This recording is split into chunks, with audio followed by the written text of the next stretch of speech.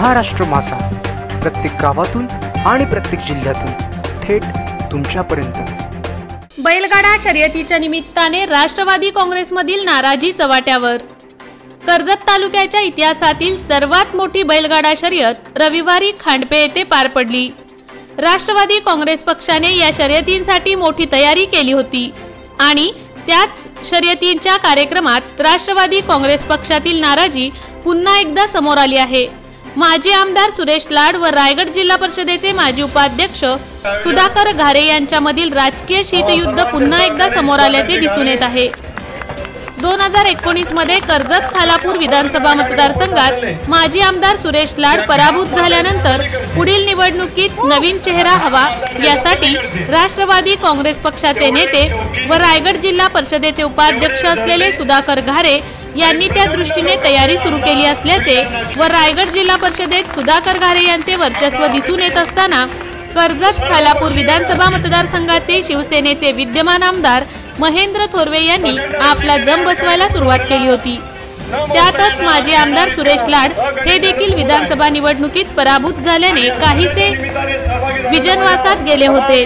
शेवटी राष्ट्रवादी काँग्रेस पक्षातील कार्यकर्ते व पदाधिकारी हे सुधाकर घारे यांच्याकडे भावी उमेदवार म्हणून पाहू लागले, परंतु राष्ट्रवादी काँग्रेस पक्षाचे जिल्हाध्यक्ष पद सोडल्यानंतर सुरेश लाड यांनी पक्षापासून काहीसे दूर राहण्याचा प्रयत्न केला, तर दुसरीकडे रायगड जिल्हा परिषदेचे उपाध्यक्ष असलेले सुधाकर घारे यांनी कर्जत व खालापूर तालुक्यातील तरुण कार्यकर्त्यांची फळी निर्माण करीत विधानसभा निवडणुकीचे भावी उमेदवार म्हणून स्वतःला प्रोजेक्ट करण्यास सुरुवात केली होती। त्याचा परिणाम राष्ट्रवादी काँग्रेस पक्षात व कर्जत विधानसभा मतदारसंघातील जनतेत सुधाकर घारे यांच्याकडे भावी उमेदवार म्हणून पाहिले जाऊ लागले। मात्र कर्जत विधानसभा मतदारसंघात सुरेश लाड हे पुन्हा विधानसभा निवडणूक लढवणार की नाही याबाबत कोणतेही अधिकृत उत्तर किंवा निर्णय सुरेश लाड यांच्याकडून पक्ष नेतृत्व किंवा पक्षाच्या कार्यकर्त्यांना मिळाले नव्हते। त्यात रायगड जिल्हा परिषदेची मुदत संपली होती व आगामी विधानसभा निवडणूक 2.5 वर्षांनी असल्याने भावी उमेदवार कोण ही गणिते देखील काहीशी शांत झाली होती। पण सुरेश लाड यांना स्थानिक आमदार महेंद्र थोरवे यांनी शेलू येथील पुलाच्या कामाच्या निमित्ताने टार्गेट केल्यानंतर शेवटी सुरेश लाड यांनी चर्चा होऊ द्या असे बॅनर लावून महेंद्र थोरवे यांना आव्हान देण्याचा प्रयत्न केला। त्यावेळी थोरवे यांच्याकडून कोणताही प्रतिसाद आला नाही। त्याच राष्ट्रवादी काँग्रेस पक्षाच्या स्थानिक नेत्यांकडून देखील सुरेश लाड यांना पाठिंबा देणारी जाहीर वक्तव्य कोणी केली नाही। त्यामुळे लाड यांनी संवाद साधूया च्या निमित्ताने कर्जतमध्ये राष्ट्रवादी काँग्रेस पक्षाच्या कार्यकर्त्यांची बैठक आयोजित केली। त्या बैठकीत राष्ट्रवादी काँग्रेस पक्षाचे सर्व कार्यकर्ते उपस्थित होते व त्या ठिकाणी सुरेश लाड यांनी आपली भूमिका मांडताना सुधाकर घारे यांच्यावर आरोप केले, तर त्या आरोपींनी दुखावलेल्या सुधाकर घारे यांनी त्या बैठकीनंतर आपल्या कार्यालयात स्वतंत्र पत्रकार परिषद घेऊन सुरेश लाड यांनी केलेल्या सर्व आरोपांचा खुलासा केले।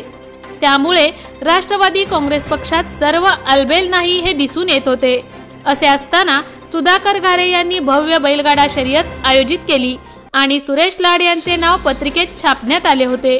मात्र सुरेश लाड हे राष्ट्रवादी काँग्रेस पक्षाचे अन्य नेत्यांची उपस्थिती असताना देखील बैलगाडा शर्यत कार्यक्रमाला उपस्थित नव्हते। राष्ट्रवादी काँग्रेस पक्षाचे नेते सुनील तटकरे यांची उपस्थित असलेल्या या ठिकाणी सुरेश लाड यांनी जायचे टाळले की ते आपली नियोजित कार्यक्रमाच्या निमित्ताने बाहेर होते हे समजू शकले नाही। मात्र बिलगड शर्यतीच्या रिटेक बैलगाडी शर्यतीच्या कार्यक्रमात सुरेश लाड यांची अनुपस्थिती राष्ट्रवादी काँग्रेस पक्षाच्या कार्यकर्त्यांना जाणवली। बैलगाडा शर्यतच्या ठिकाणी ज्या ठिकाणी होती तेथे आयोजक सुधाकर घारे यांनी भव्य आयोजन केले होते। हजारो बैलगाडा शर्यत प्रेमी यांनी त्या ठिकाणी उपस्थिती लावली होती।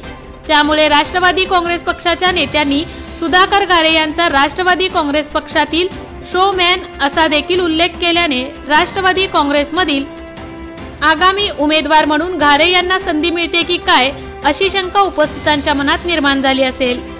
तर सुरेश लाड हे सुधाकर घारे यांच्यावर आजही नाराज आहेत का असा सवाल उपस्थित होत आहे। याचे मुख्य कारण म्हणजे बैलगाडा शर्यतींना सुरेश लाड यांची अनुपस्थिती व ते बाहेर होते याबद्दल कोणतीही माहिती लाड यांच्या गटातून मिळत नसल्यामुळे मात्र या निमित्ताने कर्जत विधानसभा मतदारसंघात राष्ट्रवादी काँग्रेस पक्षाच्या गटात 2 मतप्रवाह आहेत हे जवळपास नक्की झाले आहे। त्यामुळे या दोन्ही नेत्यांमधील राष्ट्रवादी काँग्रेस पक्षातील मतभेद व चढाओढ आगामी काळात पुन्हा पाहायला मिळणार आहे। महाराष्ट्र माझासाठी गणेश पवार, कर्जत। आम्हा सर्वांचे सहकारी सुधाकरजी घारे त्यांचं कौतुक करण्यासाठी आवर्जून या ठिकाणी उपस्थित असलेले या घाट मात्याच्या पलीकडचे घाट माता त्याच्या पलीकडचे तेवढे शौकीन, तेवढे दर्दी आणि प्रचंड लोकप्रिय आमदार सुनील अण्णा शेळके, आमदार अतिथी, सर्वपक्षीय व्यासपीठ, प्रचंड रसिकतेने या ठिकाणी उपस्थित असलेला न मोजता येणार इतका अगणित जनसमुदाय आणि या स्पर्धेच्या निमित्ताने सहभागी झालेल्या माझ्या तमाम शेतकरी बांधवांनो, भगिनींनो आणि माझ्या पत्रकार मित्रांनो,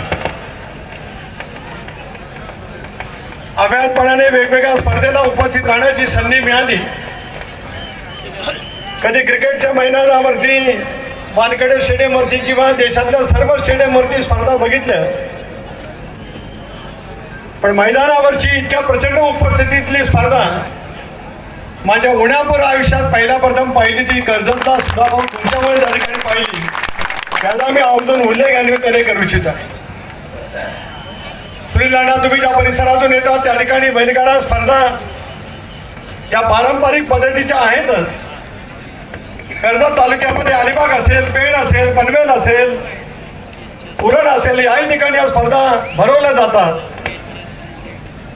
पण जसं राज कपूरला शोमॅन म्हटलं जायचं, शोमॅन, ग्रेट शोमॅन, तसं अलीकडच्या कालावधीमध्ये वेगवेगळ्या कार्यक्रमाचा ग्रेट शोमॅन कोण आहे तर तो सुधा घारे आहे।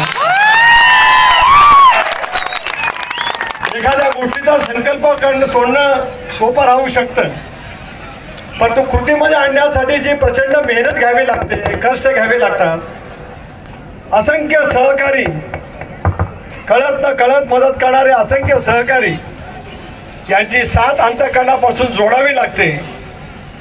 ती अतिशय उत्तम पद्धतीने तुम्ही या ठिकाणी साधली आणि म्हणूनच एका बाजूला सह्याद्रीचा कडेपठार, ज्या सह्याद्रीच्या कडेपठाराची ओळख यशवंतराव चव्हाणांनी ज्यावेळेला दिल्लीमध्ये गेले त्यावेळेला हिमालयाच्या मदतीला हा सह्याद्री धावून गेला असं वर्णन त्या कालावधीमध्ये केलं गेलं होतं।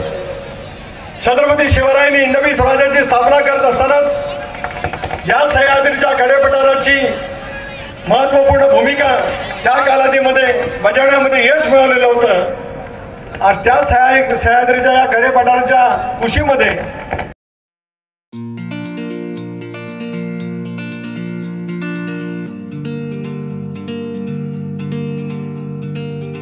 मोठे वेणगाव येथील आयुष्य फार्म हाऊस, जिथे तुम्ही घेऊ शकता तुमच्या परिवारासह सुट्टीचा आनंद।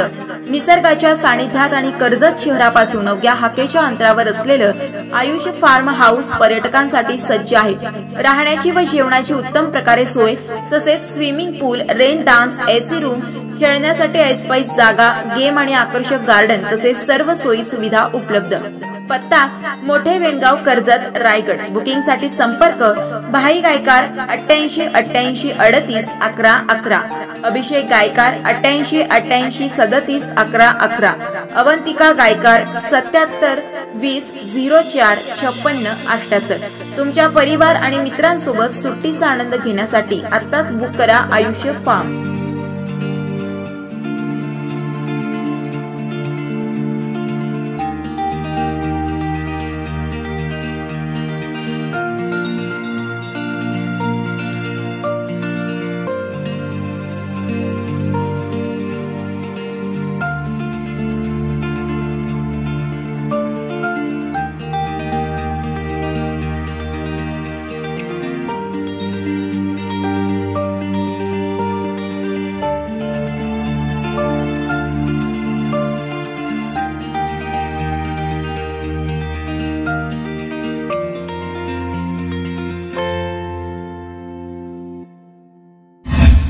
महाराष्ट्र माझाला सबस्क्राईब करा आणि बाजूचा बेल आयकॉन प्रेस करून मिळवा आपल्या परिसरातील ठळक आणि ताज्या घडामोडी।